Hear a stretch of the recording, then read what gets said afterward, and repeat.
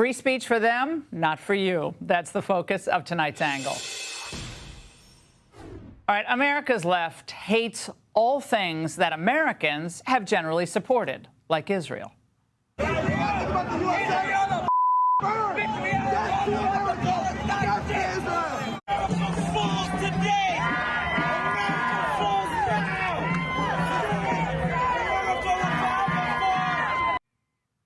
So they intertwine Israel, America, America, Israel. It's all the same to them. Let them all burn.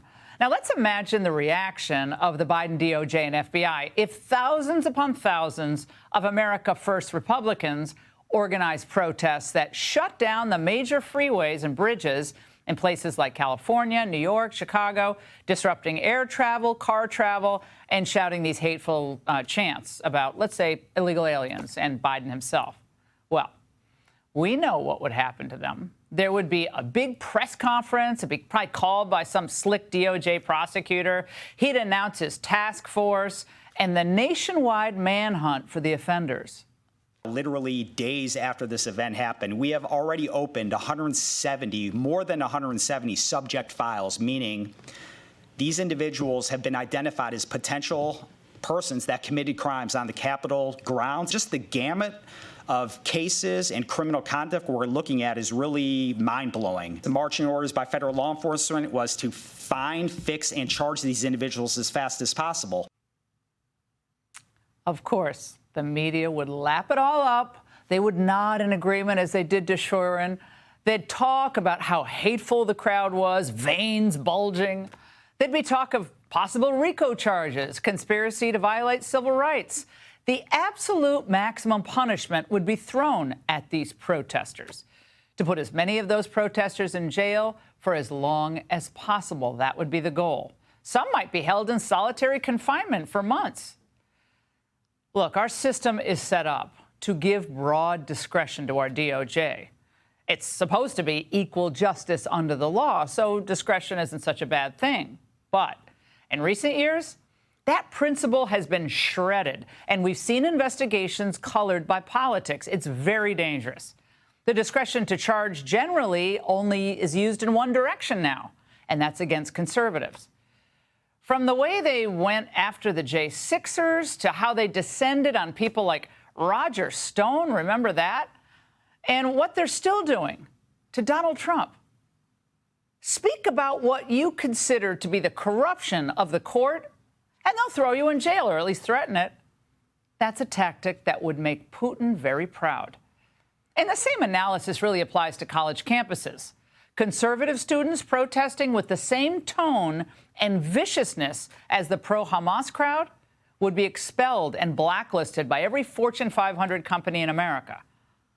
The fact is, if you live or work in places where the liberal cult mindset dominates, then you have to say what they want you to say, and you have to do what they want you to do, or you're going to be punished. Look at what that hissing cobra, Megan Rapinoe, did to that poor Christian soccer player, Corbin Albert. She merely reposted a sermon about how transgenderism is wrong. She was forced to apologize. And then Megan Rapinoe, of course, took a bow. Now, everyone needs to understand what we're all up against.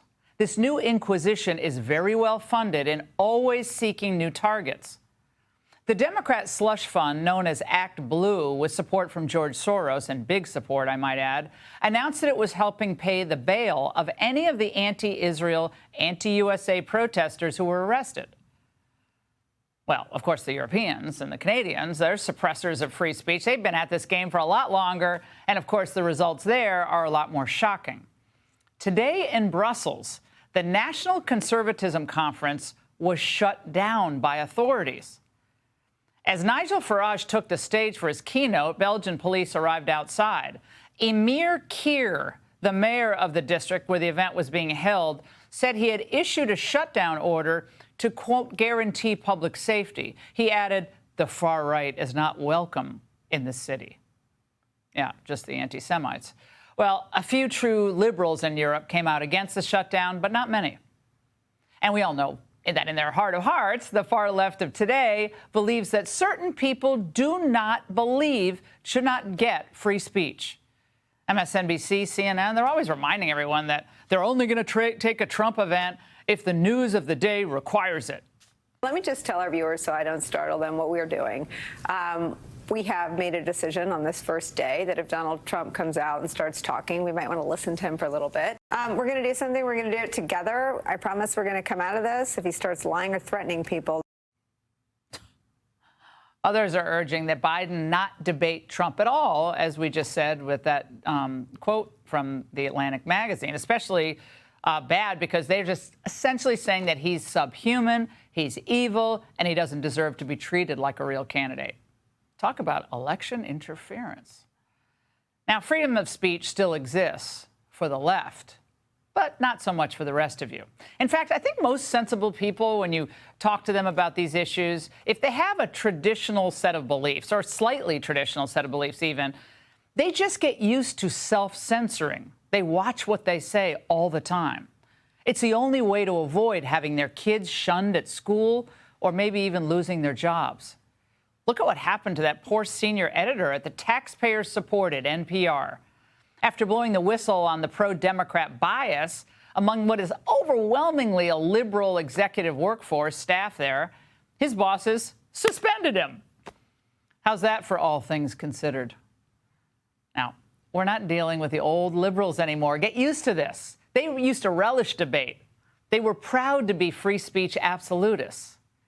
Today, the landscape is filled with landmines, and those landmines are planted by ruthless anti-free speech radicals.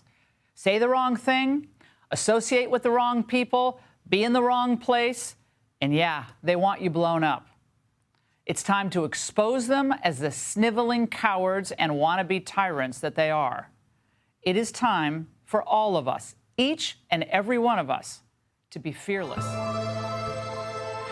I know that everyone here will soon be marching over to the Capitol building to peacefully and patriotically make your voices heard. It's not about justice. It's not about agenda. It's not about mobilizing people. It's about dialing for corporate dollars. These two parties have sold the U.S. government and the American people to the highest bidders.